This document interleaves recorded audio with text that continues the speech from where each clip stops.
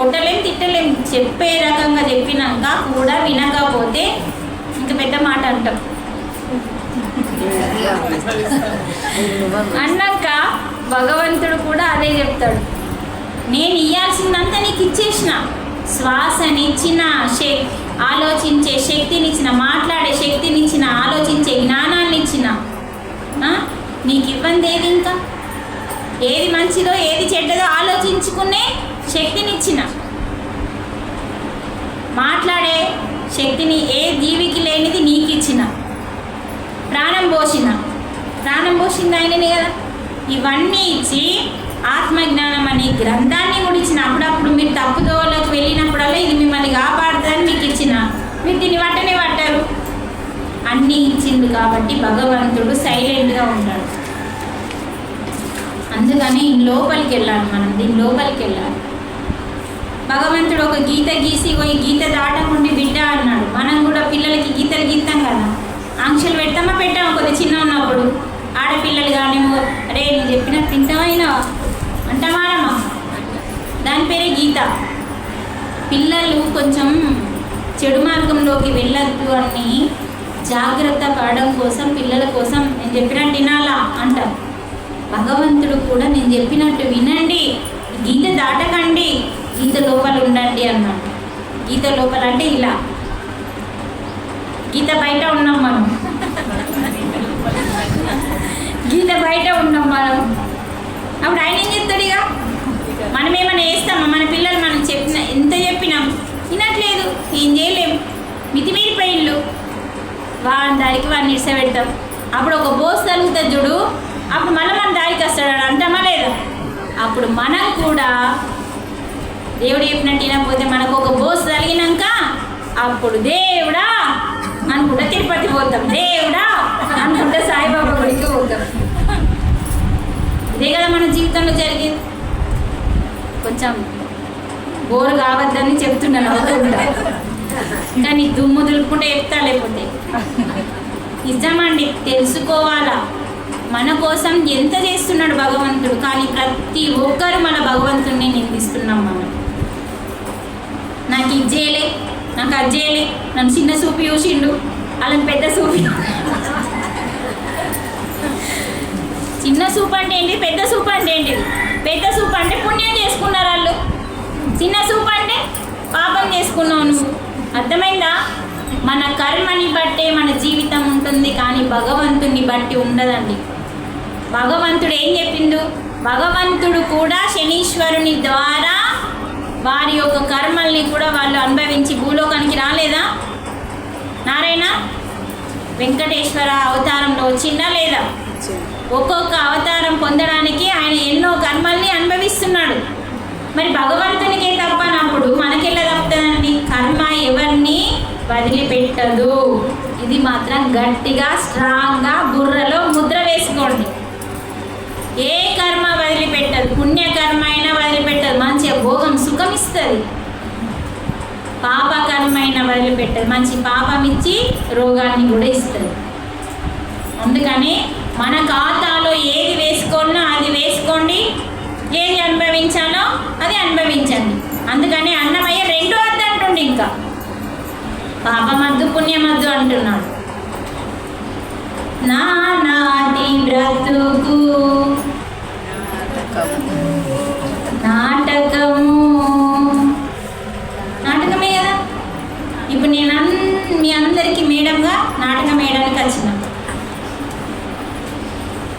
మళ్ళీ మా ఇంటికాడ భార్యగా, మా పిల్లలకి అమ్మగా, మా అత్తకి, మా మరిదికి, మా యారలకి అత్తగా, మా తోటికో, మా ఆడపడుచుకి, మా అన్నకి, మా అమ్మకి,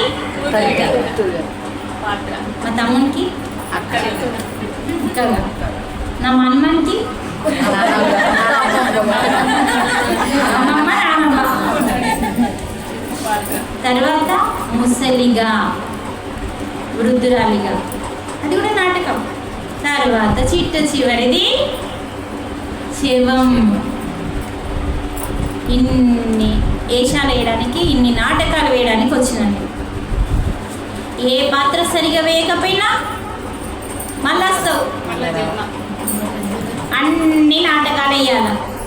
చూడండి, స్టేజ్ మీద మనం ఒక స్టేజ్ రెడీ చేసినాం మా ఊళ్ళో కోటగిరిలో బ్రహ్మంగారు ఆడడానికి వచ్చిండ్రు. వాళ్ళ నాటకము చక్కగా ఆడారనుకోండి, ఇంకా కొన్ని పైసలు ఎక్కి అవుతుంది, శబాష్ అని చెప్పట్టు కూడా.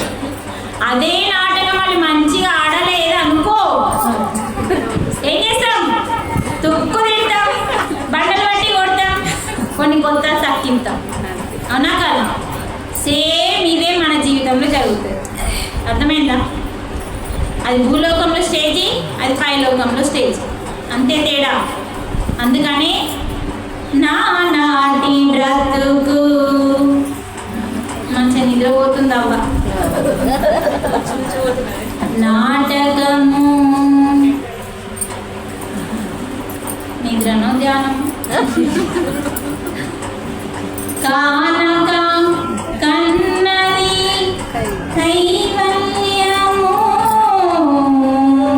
నాటి బ్రతుకు నాటకము కానకం కన్నది కైవల్యము పుట్టుటయు నిజము పోవుటయు నిజము నటనడి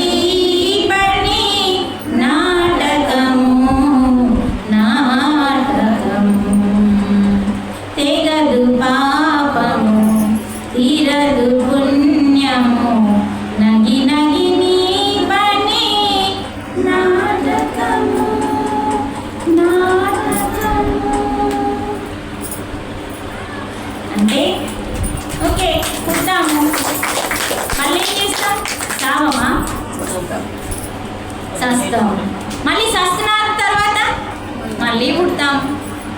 ఇదే పని. దీని పేరే కాలచక్రం. మంచిగా వినండి. మీకు అసలు నవ్వుకుంటే అయితే కామెడీగా ఉంది, కానీ సీరియస్గా ఇప్పుడు ఇక అంటే పుడుతున్నాము, సస్తున్నాము. చచ్చిన వాళ్ళు మళ్ళీ పుట్టక తప్పదు. అందుకని జాతస్య హి ధ్రువో మృత్యు. మళ్ళీ ఈ శ్లోకంలో ఏం చెప్తున్నాడు? అన్నమయ్య అట్లే చెప్పిండు భగవానుడు. మళ్ళీ ఏం చెప్తున్నాడు? జాతస్య హి ధ్రువో మృత్యు ధ్రువం మృత జన్మస్య. అంటే ధ్రువం మళ్ళీ ఎవరైతే పుడుతున్నారో తప్పకుండా చచ్చిపోతారు. చనిపోయిన ప్రతి ఒక్కరూ పుడతారు. ప్రతి ఒక్కరంటే ప్రతి ఒక్కరు పుడతారు. మరి ఇక్కడ ఏం చెప్తున్నాడు అంటే పుట్టిన వాళ్ళందరూ చస్తారు, కరెక్టే. మరి చచ్చిన వాళ్ళందరూ ఎవరు పుడతారు అంటే కర్మలు ఉన్న వాళ్ళు పుడతారట. కర్మ ఉంటే జన్మ మళ్ళీ వస్తుంది. అదే చచ్చిపోయిన వాళ్ళకి కర్మలు లేవనుకో, ఎవరికన్నా కర్మలన్నీ జ్ఞానం పెంచుకొని దగ్ధం చేసుకున్నారనుకో, వాళ్ళు మళ్ళీ అంటే కాలచక్రంలో ఎవరైతే ఇరుక్కున్నారో, మన కాలు ఇట్లా ఇరికిందనుకో, అంటాం కదా ఇరికిందని, అట్లనే నువ్వు ఎన్ని ఇరికినావు? కాలచక్రంలో ఇరికినావు. కాలచక్రంలో నువ్వు ఇరికినావు. దేవుడు వస్తాడా నిన్ను తీయడానికి? గట్టిగా చెప్పండి, వస్తాడా? మనం వేడిపోతున్నావు రోజు. దేవుడు ఎక్కడున్నాడో అక్కడికి వెళ్ళట్లేదు. దేవుని ప్రతిరూపం దగ్గరికి పోతున్నావు. స్వయంగా దేవుడు ఎక్కడున్నాడంటే నీ గుండెల్లో ఉన్నాడు. అక్కడికి వెళ్తే నీ కాలచక్రం నుంచి నీకు నువ్వు పోతే భగవంతుడు నీ దగ్గరికి రాడు. నేర్పడానికి 100 సార్లు 1,000,000 సార్లు వచ్చేసిండు ఆల్రెడీ. మన దగ్గరికి వచ్చి నేర్పి నేర్పి నేర్పి ఆఖరికి గ్రంథం ఇచ్చిపోయింది. అర్థమవుతుందా? రాముడిగా వచ్చిండు, నరసింహస్వామిగా వచ్చిండు, కృష్ణుడిగా వచ్చిండు, బుద్ధుడిగా వచ్చిండు, బ్రహ్మంగారిగా వచ్చిండు, వామనగా వచ్చిండు, అమ్మదమ్మ వచ్చిండు. ఎన్ని అవతారాలుగా వచ్చి నేర్పించిండో ఆఖరికి ఈ గ్రంథం రూపంలో వచ్చిండయి. అందుకనే ఈరోజు మనమే ఈ గ్రంథం అనే జ్ఞానము మన అంతరంగంలో పెట్టిండు. కాబట్టి ఇప్పుడు ఈరోజు నువ్వు ఎక్కడికి వెళ్ళాలి? నీ లోపలున్న దేవుని దగ్గరికి వెళ్తే కాలచక్రం నుంచి విడుదల నీకు నువ్వు పోతేనే అవుతావు. మరి కాలచక్రం నుంచి విడుదల కావాలి అంటే చేయాలి? ఎంత నేర్చుకోవాలి? సాధన కుదరాలంటే బుద్ధి వికసించాలి. బుద్ధి వికసించాలంటే గ్రంథాలు చదవాలి. మనమేమో చదవమాయే. పత్రిజీ ధ్యానమే చేయమన్నాడు, గంతే ధ్యానం చేస్తున్నాం. ఎవరు ఏ పుస్తకం చదువుతున్నారు చెప్పండి? ఇంతమంది ఉన్నారు ఇక్కడ మంచిగా. ఏ పుస్తకం చదువుతున్నారు చెప్పండి? మేడం నేను ఈ పుస్తకం చదివిన ఈ పాయింట్ నేను గట్టిగా పట్టుకున్నా, ఈ పుస్తకం ద్వారా నేను ఈ పాయింట్ నేర్చుకున్నా మేడం, నేను ఆచరిస్తున్నా అన్నోళ్ళు చేతిలో ఆడతాను. పుస్తకాలు చదువుతలేము. కనీసం భగవద్గీతను మనం చదవాలి. వేమన పద్యాలు ఉన్నాయి, బ్రహ్మంగారు ఉన్నది, మహాభారతం ఉంది, భాగవతం ఉంది, రామాయణం ఉంది. ఇవన్నీ ఏంటి? కాలచక్రం నుంచి మనల్ని విడుదల చేసే ఆత్మజ్ఞానము, బ్రహ్మజ్ఞానము ఉన్న గ్రంథాలు. అందుకని తప్పకుండా ప్రయత్నం చేయండి.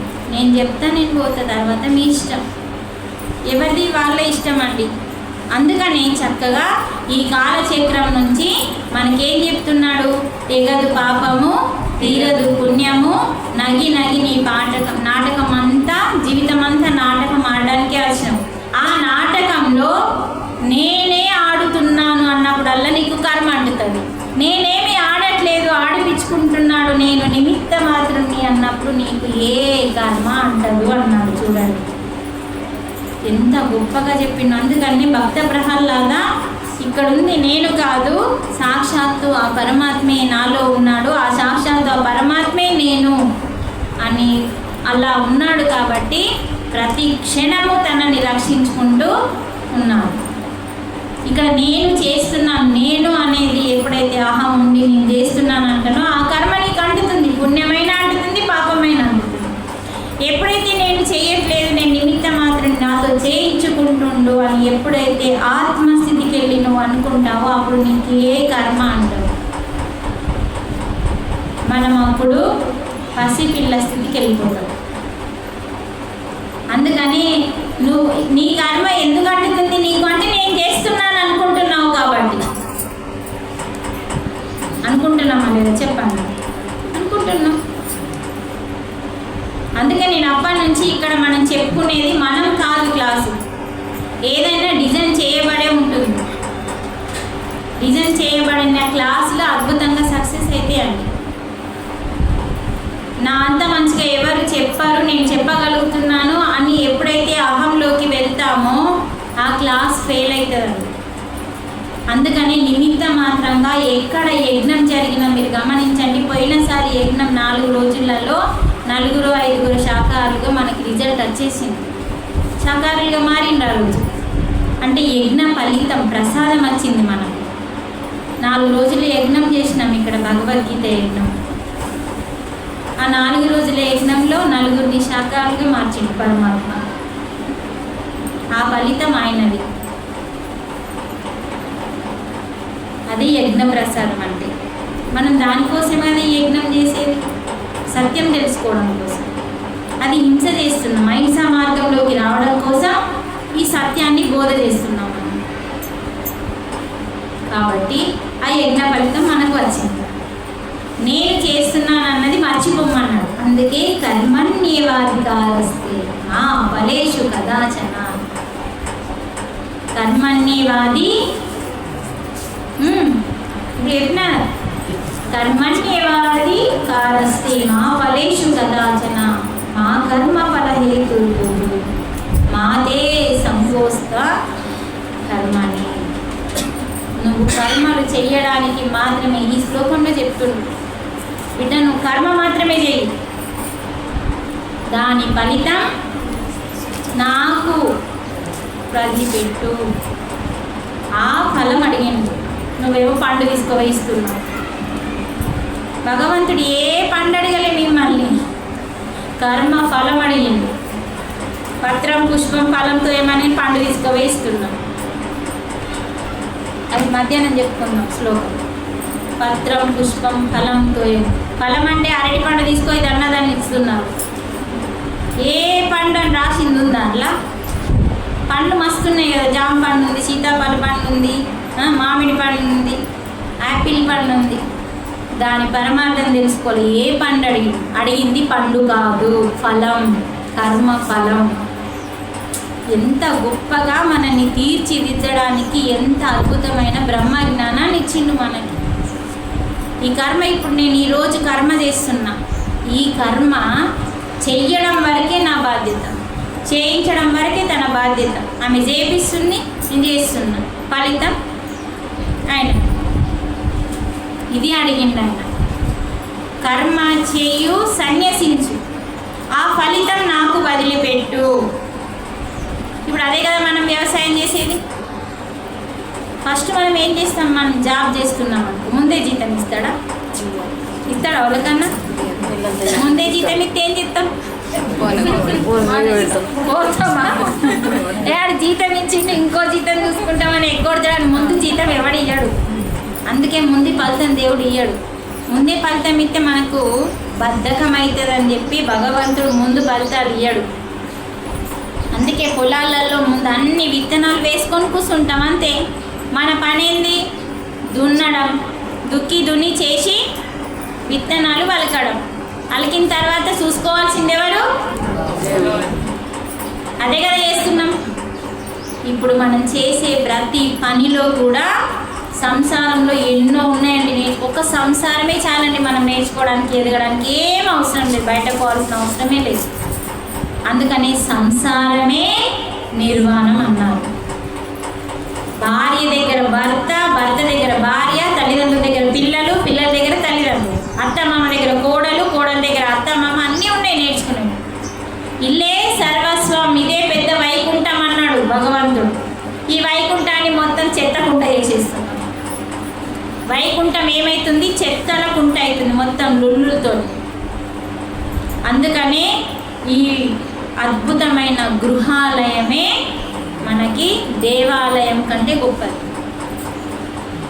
ఎందుకంటే ఈ గృహంలో ఎన్నో ఉన్నాయి నేర్చుకునేటి. అత్త దగ్గర కొన్ని, కోడల దగ్గర కొన్ని, తల్లి దగ్గర కొన్ని, చెల్లె దగ్గర కొన్ని, అక్క దగ్గర కొన్ని. ఈ కొన్ని అన్నీ నేర్చుకొని మౌనంగా నేర్చుకున్నవాడు అద్భుతంగా తొందరగా పరమాత్మకి దగ్గర అవుతాడు. నేను చెప్పినట్టే వినాలి అని ఎవరైతే అంటారో ఆ ఇల్లంతా నరకం.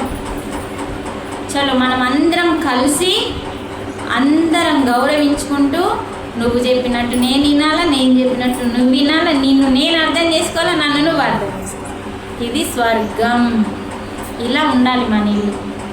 ఈరోజు మేము ధ్యానంలోకి వచ్చిన నుంచి మేము ఇలాగే మార్చుకున్నాం మా కుటుంబాన్ని. మరి ఎన్ని రోజులు నేను బయట ఉంటున్నానంటే మాది ఉమ్మడి కుటుంబం. ఇప్పటికీ నాకు 25 సంవత్సరాలు అయింది పెళ్ళై.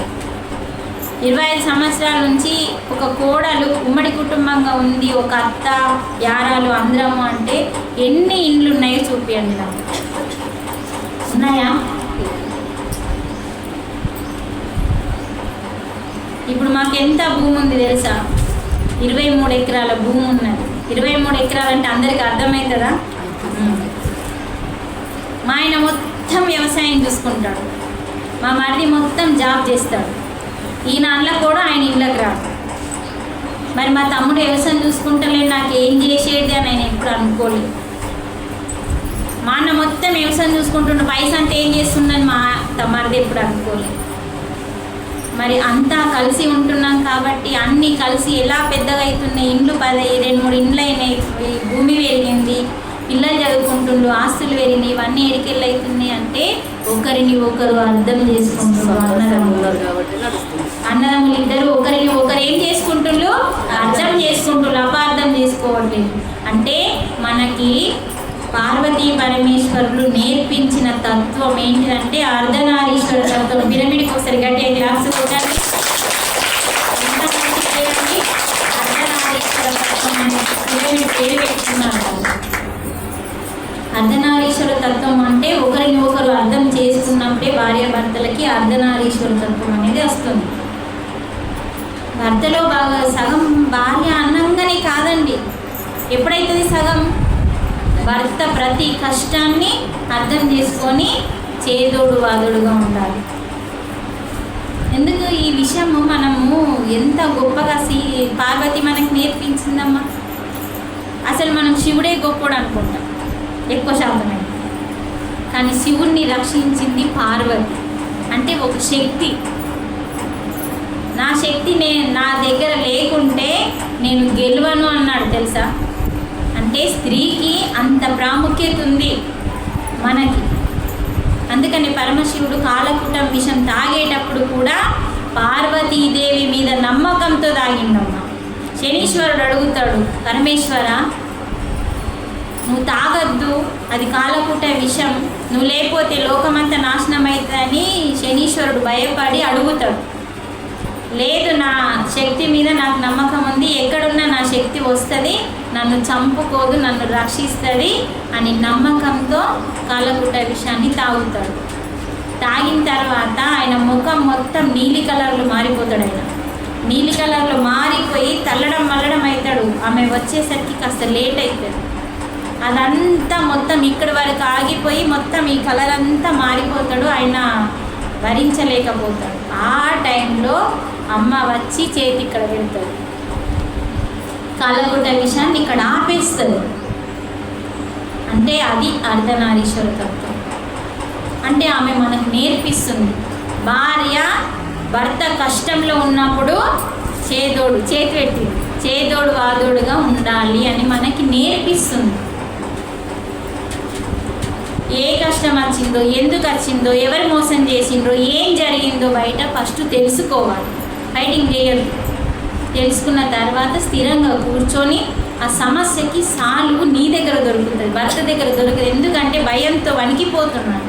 ఇంట్లో భార్య ఏమంటుందో, ఇంట్లో సంసారం ఎట్లా అనే భయంతో ఆయన మైండ్ బ్లాక్ అయిపోతుంది. అందుకనే భార్య ఒక శక్తిగా మారి తను చక్కగా ప్రశాంతంగా ఉండి అసలు ఏం జరిగింది ఫస్ట్ నుంచి చెప్పు అని చక్కగా చెప్పేస్తే, అందుకని పార్వతి ఏంటని ఏం చేస్తాను, నేను ఇప్పుడు ఈ లోకాన్ని అంతా నాశనం చేస్తాను, నా భర్తని ఎవరు తాగుమన్నారు అని తొందరపడితే అప్పుడు పరమశివుడు చెప్తాడు, ఓ మహాశక్తి మహాకాళి, ఎవరు నన్ను తాగమనలేదు, నేనే లోక కళ్యాణం కోసం తాగాను, స్థిమితం పడు, ఎవరు నన్ను అందరూ తాగద్దని చెప్పిండ్రు, నన్ను ఎవరు తాగమన్నప్పుడు అసలు విషయం చెప్పిన తర్వాత ఆ కాళీమాత మళ్ళీ కూల్గా మారిపోతుంది. అందుకని ఫస్ట్ సమస్య ఏంటిది అని కూర్చొని మాట్లాడుకోవాలి. కూర్చుంటాం, మాట్లాడడం, ఫైటింగ్ చేస్తాం, దానివల్ల సంసారం ఖరాబ్ అవుతుంది. అందుకని అర్ధనారీశ్వర తత్వము అంటే మనం తెలుసుకోవాలి.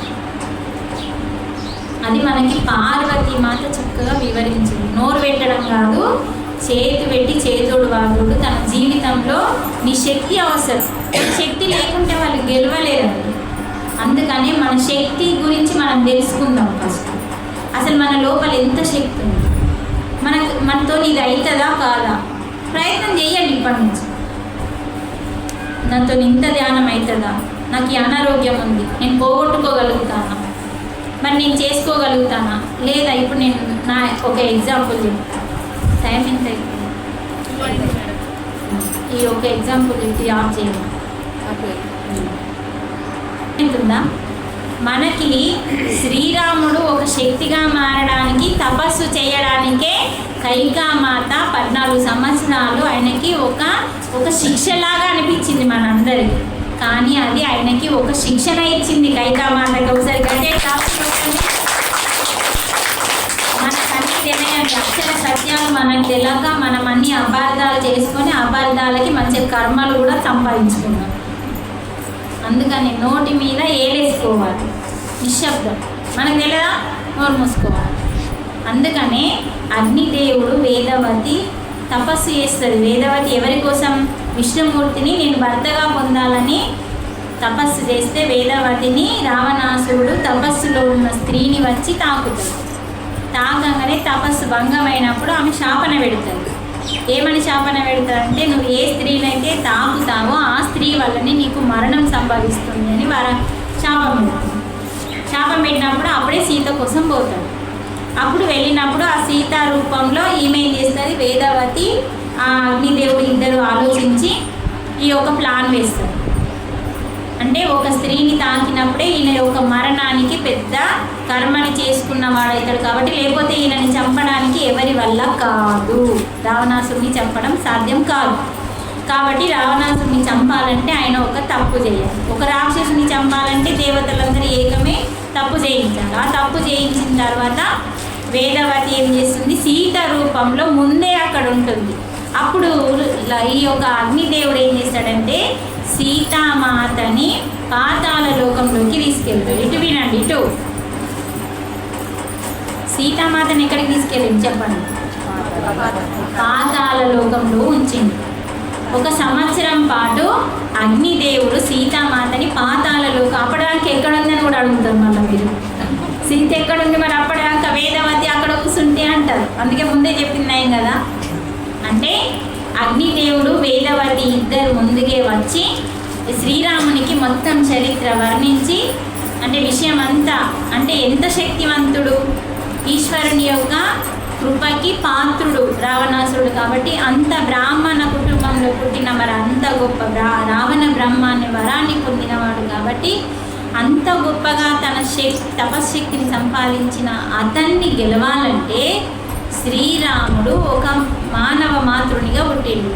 మరి రాజు అయితే కుదరదు కాబట్టి ఈయన అడవిలోకి వస్తే తప్ప సంసారానికి దూరంగా ఉండి సంసారంలోనే ఉంటూ సన్యాసిగా ఉంటూ ఆయన తపస్సు చేసినప్పుడు రావణాసురుని కంటే ఎక్కువ శక్తిని సంపాదించినప్పుడు ఆ యొక్క ఆయన వధ జరుగుతుందని చెప్పి, ఆ వధ జరగాలి అంటే ఆయన ఒక తప్పు చేయాలి. ఆయన ఒక తప్పు చేయాలంటే సీతని అపహరించాలి. సీతని అపహరించే ప్లాన్ కూడా వీళ్ళే వేస్తారు.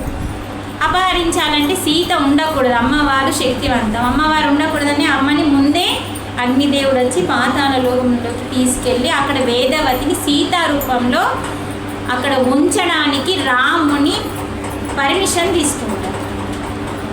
అంటే నా సీత కారణంగా నువ్వెందుకు అపహరించబడాలి, నువ్వెందుకు కష్టపడాలి అని అన్నప్పుడు లోక కళ్యాణం కోసం నేను ఇది మీకు సేవ చేయాలని అనుకుంటున్నాను కాబట్టి అన్నప్పుడు శ్రీరాముడు ఒప్పుకుంటాడు. అప్పుడు ఆమె వేదవతి వచ్చి ఇక్కడ సీతలా కూర్చున్నప్పుడు శ్రీరాముడు వచ్చి ఈ వేదవతిని ఎత్తుకొని పోతాడు. అప్పుడు వేదవతి ఆ యొక్క అశోక వనంలో కూర్చొని 1 సంవత్సరం పాటు తపస్సు చేస్తుంది.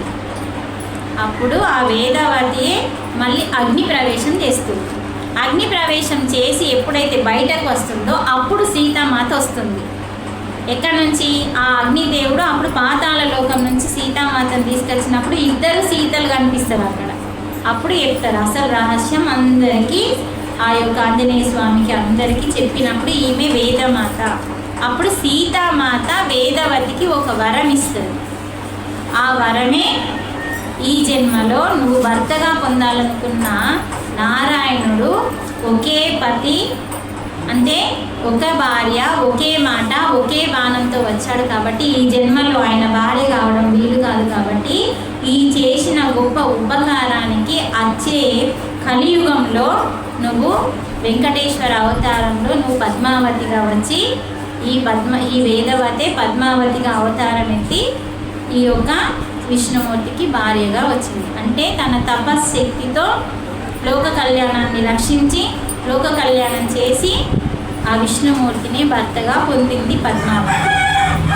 అంటే చూడండి ఇక్కడ మనకి ఏం తెలిసింది, ఒక రావణాసురుని చంపడానికి దైవం భూమి మీదకి మానవ మాతృడిగా వచ్చి ఒక శక్తిగా మారాలంటే తపస్సు చేయాలి, అంటే ధ్యానం.